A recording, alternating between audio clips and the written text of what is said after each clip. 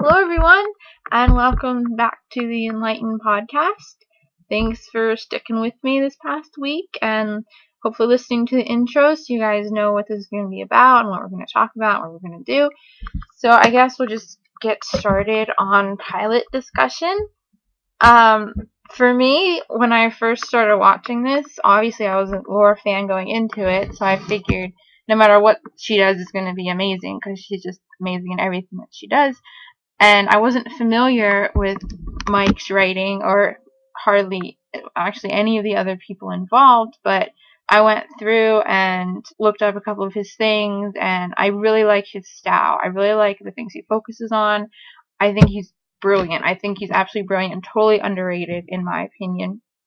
So I went in with really no idea what I'm going to be watching, but I knew it had to be good with these collaborators and these creators and producers. It had to be something fantastic. So at the beginning, the first scene, it starts out at such a high point, and I kind of love that in a way, but also it's risky. I know it's for cable and everything, but even then, I feel like that would turn off a lot of people with a scene like that. They'd turn on and be like, wow, I don't really want to sit here and watch somebody cry and swear toward the camera, unfortunately. But I think that was a really brave thing to do, because it's such a nice contrast when it comes back later and it's so serene and calm. That I have to say, props to them for being like, we're going to start this scene off really high anxiety and see what happens. But in my opinion, from the very beginning, I never really hated Amy, the character, Laura Dern's character. I loved her. I felt for her, and I feel like there's a lot of similarities. Like, everyone has those traits in them. They just hold them back a little bit because of society says, no, you can't react like that. But I'm sure everybody at one point has that in them, and that anxiety, and you kind of can't catch your breath anxiety. You just have to get it done and figure it out and just forget all of the social norms.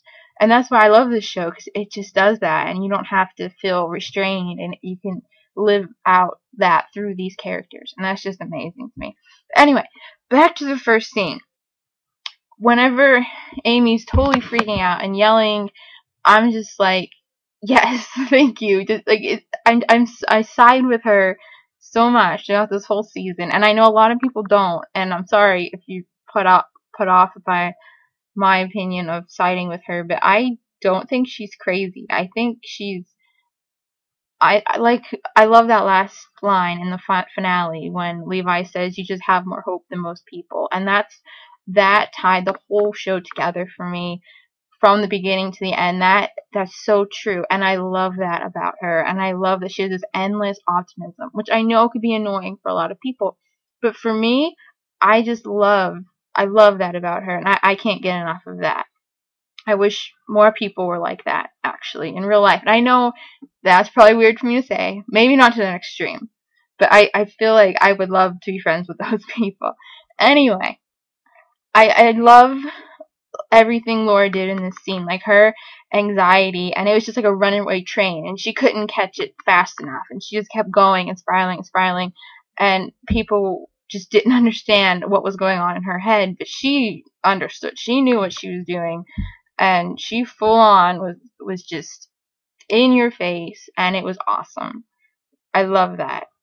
And then after that scene, actually, it was almost like, I have notes here, and what thing I wrote was that she was almost like a child, like so primitive that she just couldn't hold it in anymore, and she just went brutal honesty, just like little children do with their honesty, which is something people love about that.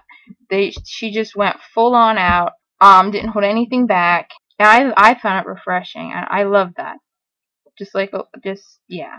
Anyway, second scene goes into the beautiful monologue, beautiful Hawaii, the beautiful cinematography, Mike White's writing, genius. That monologue is beautiful. I love how it's just such night and day from that first scene, and how it's so nice you almost forget about that first scene. even if you don't like her in the beginning, you forgive her anyway, because you could see she's trying really hard, and all she wants to do is feel better and just let go of all that negativity and just make everything better for her and the people around her. And I can't fault her for that. I think that's wonderful. And then the scene under the water with the turtle and the shell and all that symbolism. I love the shell. I love that the shell follows throughout the season. I love that the turtle is a common theme. I love that when Levi goes to rehab, he doesn't see the turtle, but she did, so that's enough for him. It's all beautiful. It ties together so amazing. It's just like a work of art is what it is, and I love that. Next, she's in the car on the way home, and she calls her boss Damon up, and I love this scene because I think I would do that. I mean, why wouldn't you want to resolve with somebody after you mess up everything, but then you come back refreshed? Why wouldn't you call them up? Why wouldn't you be like, let's work this out, let's fix this, I'm sorry, I just want to fix this. I don't know, I was like, yeah, that totally makes sense. I mean, I would do that. And that's when I think you side with her, because you forget about, from all the serenity and all the beautiful scenes, your mind kind of blocks out that horrible, like, maybe she wasn't that bad, maybe it really wasn't her fault, and I don't know, but it's just like she's trying to be the bigger person and people are just shutting her out, and I don't know why people had to be cruel. I feel like everyone is cruel to her in this episode, and I don't see it. I don't see why. But I remember watching this and being my feelings were so like good for her, and go, and that's what I would do, and be that good person. But I'm sure a lot of people don't agree with me, but that's okay. So right from then, I knew this show is going to be so fantastic and special. After that first monologue, I'm like, oh, I hope they do monologues all the time. It's amazing, and his writing is wonderful. And right then, I'm like, okay, I'm on this show. This show is something very, very special. And then she goes home to her mom, and that's even better because every person she runs into is like a brick wall to her and to the audience. And when we go to her mom, her hesitation is just so amazing, and it's just like, it's the littlest thing about whenever Amy goes to hug her and she's like, don't spill my coffee, kind of thing. I mean, the audience, I mean, that you feel that you're just thinking, wow, that how sad is that? And oh, I need to know more about this character, and this is going to be a great character interaction throughout the rest of the season. And those kinds of little things like that just speak volumes. And how she's always with her flowers and her dog and just all these things, and I'm thinking, wow, okay, this is going to come along. This dynamic is going to be amazing later on as the season progresses. And so the whole time her mom is not supporting her and criticizing her in a way and just keeping her distance and uncertainty. And again, I'm rooting for Amy. I'm like, go for her. You should be proud of her. Look what she's done. Look what she's accomplished. Look what she's going to accomplish. Look what she's trying to do. I'm still rooting for her. So now Amy hit the brick wall with Damon on the phone, and now she's hitting it with her mom, and now she's going to work. And you know that ain't going to turn out well, but I want it to. I want it to, but anyway. She goes in, and the whole time she's walking down that hall and looking at people, and they're just giving her dirty looks and everything. My heart's aching for her. I'm just like, why? Why are you doing that? She's smiling at you. She's being nice. Why would you hold grudges? I mean, sure, she had one bad day. So she went, fixed it. She came back. She's happy. She's positive. She wants to just be nice. And everyone has to give her attitude. I don't know. That makes me feel a lot when watching that. And I think it takes a lot of courage to go back and try to, I mean, that's embarrassing. Like, what she did was embarrassing, but yet she sucks it up. She swallows her pride, and she goes in and she wants to fix everything. I don't see why that's wrong. I don't know. But Laura's reactions when she's walking down that hall and she's like smiling and waving, I just think that's genius. I think that's genius. I love her whole interaction with everybody. That whole thing is just so funny to me. So then we go to the meeting with, what's her name? Judy, that's it. She goes to the meeting with them, and she wants her job back, obviously. And I love that she has all these ideas, and she's just full of hope, and again, not off-putting to me. Maybe the rest of you guys, maybe you hate that, I don't know, but to me, it's not off-putting. I think I love that. And then, obviously, they're not happy about it, and they already filled her position and all that stuff, and so the legal angle, though, that they went with is genius. How she's like, well, I went to a lawyer, and they said give me my job back and all that stuff, and I love that. I'm like, yes, good for her, good. I'm glad that they did that. So that was a good line and good ploy there. After the meeting, she went to see Damon and try to resolve the issues yet again, and yet again he's the wall. He won't let her. He doesn't want anything to do with her, and I want it to work for her. I want things to finally start going her way, but they don't.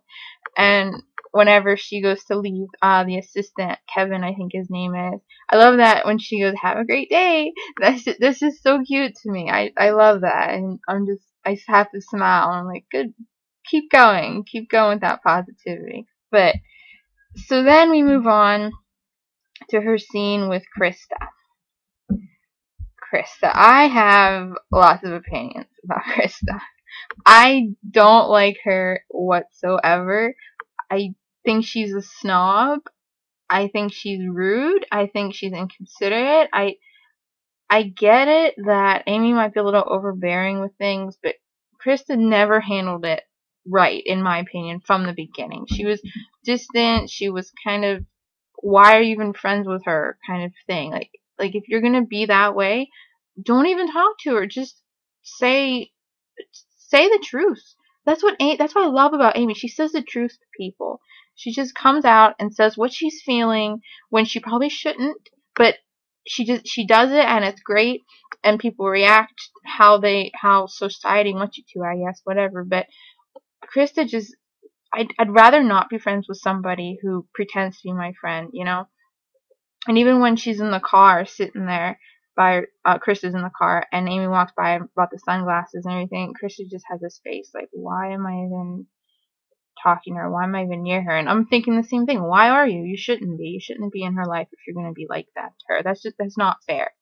And the whole time, I know as the season progresses, their dynamic builds, and Krista gets more and more annoyed with her and such. And I'm thinking, you should have just ended it in this episode, whatever. Right? She didn't even pretend. Her pretending was bad. I just don't like Krista at all, and it's just I just don't like her. I've known in my life, I can relate almost to everybody in this series, and I could kind of place them with people in my life, which may be why I love the show so much, because it feels so personal to me. Not to go on a tangent, but whenever I shared this show with people, and with my best friend, I showed her this show, and I kind of felt a vulnerability, because it feels so close to home for me, and it feels so intimate, and like almost a diary. My diary's being written in these shows. That's what it feels like to me.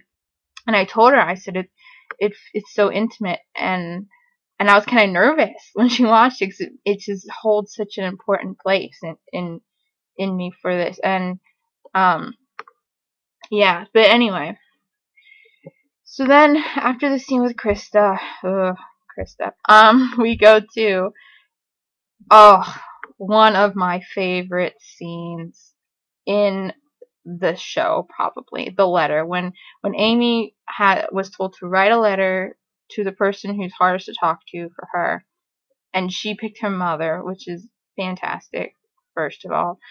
And whenever it's so beautifully shot, with her sitting and her mother sitting across from her, it's just the sun's coming in, it's beautiful right there. But the rawness in that letter, and the cracking in her voice, and Laura does an amazing job with that, her reading of it. And I remember, I'm sure all of you guys have watched the commentary on the DVD of this episode, and how they said that Laura was saying, oh, they had me write my letter myself, because why wouldn't I? It's that personal. And I'm just thinking, oh, what a good touch that makes. And it's true, because the scene is so real and so raw, and I'm sure a lot of us have felt this. I have anyway, of not being able to connect with somebody. And even when you're trying so hard, they just they're stoic, and they're just like, no, I don't want that kind of thing. So whenever she's reading this letter and the things that she says, it's just amazing. I mean, I feel for her. And her mom's like, how long is this going to take? And she's all, but I just want to, and then I just feel for Amy so much in that scene. I mean, you could tell she's losing a little bit of her positivity. It's just, that's when it's starting to slip away, and she's thinking, maybe this isn't right. What am I going to do? And also, I just love her interaction with everybody in this episode. You just feel her hope and excitement. And then when this scene comes along, especially this one, you feel the rejection, and you feel it just as strong as she does, because it's just pulling you along so well. It's brilliant to me. And then how her mother brings up her medications, I'm just like, oh, come on, let her read the letter, you know? And I do love that, how Helen is like the voice of reason in this show, and she's just full reality, and this is life, and you deal with it, and that's it. And but for me, I was so caught up in Amy's outlook and positivity and everything, I didn't notice really that was Helen's strong role until the series finale, when they have that scene together, and she's like, well, why is that none of your business? Why is this? Why? And I'm thinking, wow, wait, she has a point. I was so focused on the enemy and of Abaddon, I guess, and just Amy's outlook, that I didn't think the other way and think, wow, that's so true. Why is it her business? And look what they did for her and that whole deal. And I'm just like, wow, her mother is such a great character in this show. I love the seashell. We come back to Amy's room, and she's unpacking, and she has the seashell, and she puts it on her desk, and that is a great callback, and I love that it stays throughout the whole thing, throughout the whole series. And then we get to Levi's theme, which I really like. I don't remember the first time I watched this. I'm trying to remember where my mind went when Levi came in. I thought, oh, well, it's just another boyfriend kind of storyline, and we'll see what happens. But it's done really well. I love how she wants to have hope for him so bad, and he just doesn't. But he's such a good person, though. You could see he's such a good person, and he's not a total jerk. He's a good person who's addicted to things, but he's not a jerk who's addicted to things, which is interesting, I thought. And I feel like he could be such a good character and a good match for her.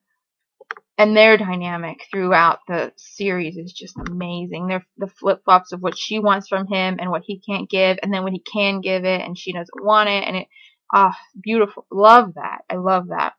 For season 1, Mike White, the writer, obviously wrote the entire season before it was even filmed, so everyone knew where it was going. And I think of that sometimes when I watch these through, and I love that the arcs are so complete, and you could tell that, and you could tell where they were going, and everything's wrapped up in a nice little bow, and it's perfect. And so, Amy and Levi go to the bar, and she tells him all these things that she saw in Hawaii, and she's so full of hope and joy and just love of everything, and he's trying to listen, I guess, but he just doesn't get it, and she wants him to get it, but he just doesn't, and he just ruins it with his joke about, I don't know, drugs, or I don't even know what it was. But she just, it just deflates everything, and as a viewer, it deflated me. I'm like, why can't he just, I don't know, it was just a good scene, and I just like, Amy, I get you. I get it. I get with the shell. I get with the turtle. I get feeling something amazing around you and interacting with that feeling, but and I love her line. She's like, this is all for you. Everything is a gift, kind of thing. And another beautiful line written by Mike White, who's, again, a genius. I just love that. And now, Amy calls Damon again. and I could feel that, again, I could feel that anxiety, and she's going in her car, and she's calling him, and she just wants to make it right. She wants to make something right. And I'm sure everyone, hopefully, I think everyone listening has had that experience of trying to contact somebody and them just not responding, and your mind is going to this paranoia area, and your mind is like, well, maybe they're doing this, maybe this is the reason, all this stuff.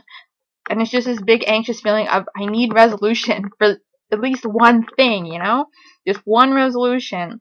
And I guess looking back, I could see why people think she's kind of crazy, because she is kind of neurotic when she's doing all this stuff. But at the time when I was first watching this, I was all in. I was with her with it, and yeah. But it goes back to my point of, how many times did you ever want to react this way in real life? If someone's not calling you, if you have anxiety about something like that, or if you're paranoid about something and your mind's just racing, how many times did you not just want to go like this and go to their house and be like, no, deal with this, I need you to deal with this, I need this to be done, kind of thing. But social norms can't do that, which I totally understand.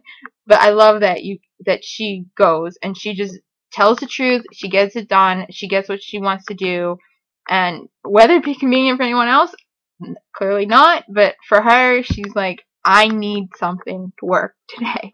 So she went to his house, and of course it did not turn out very good, and I got to see the comedy bits. I don't really see why this is a comedy. I mean, it has a few pieces here and there, but for me, it's just, the comedy bits are just whatever. I just shrug them off and be like, okay, it has to be a comedy, so I have to throw that in. I don't think it's funny.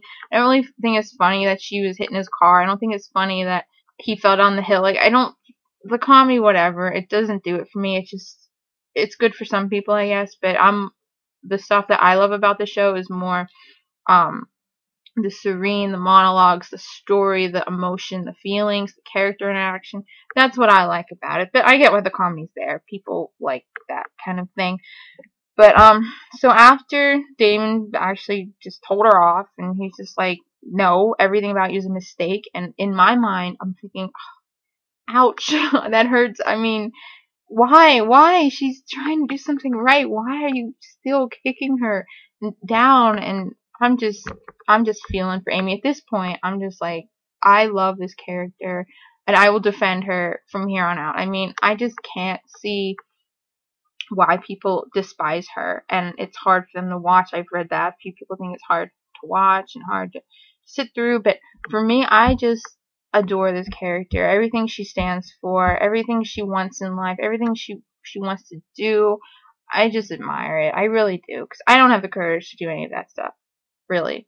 So I just love that. So now Amy comes back home with her mom, and she's just kind of defeated, and she's thinking nothing really went right today. And so she goes in and finds her mom holding the letter, and she actually read the letter, and a whole episode of anxiety for the viewer.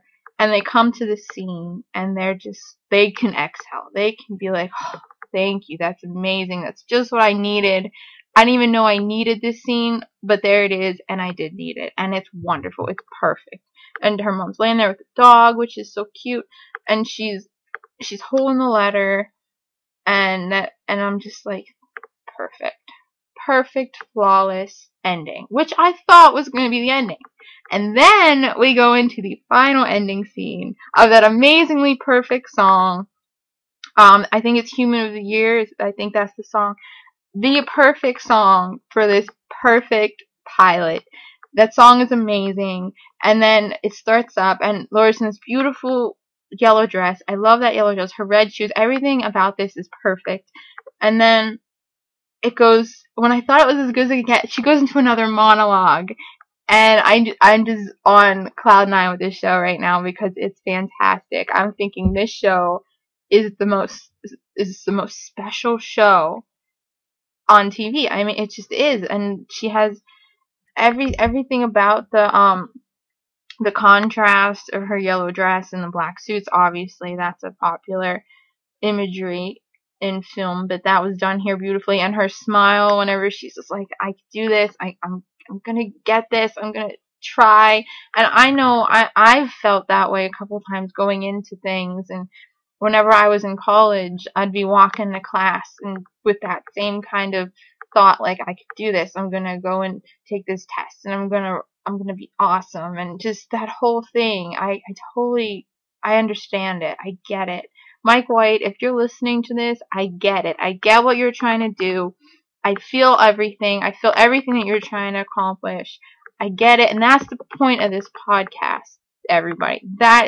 That's why I want to do this. I don't know how much recognition this show really got. I mean, there's not another podcast out there, so I don't know, but I need this show to get what it deserves, and I feel like it deserves this recognition. And Mike White, congratulations on an amazing pilot, on an amazing show. Laura Dern, thank you for your amazing acting, your flawless talent. Everything in this episode was amazing, and the ending is just the cherry on top of it. It goes one step further than I thought it would, and it just kept wowing me and building that, and then the perfect finale with the perfect song, and then she's in the elevator and she sees the turtle.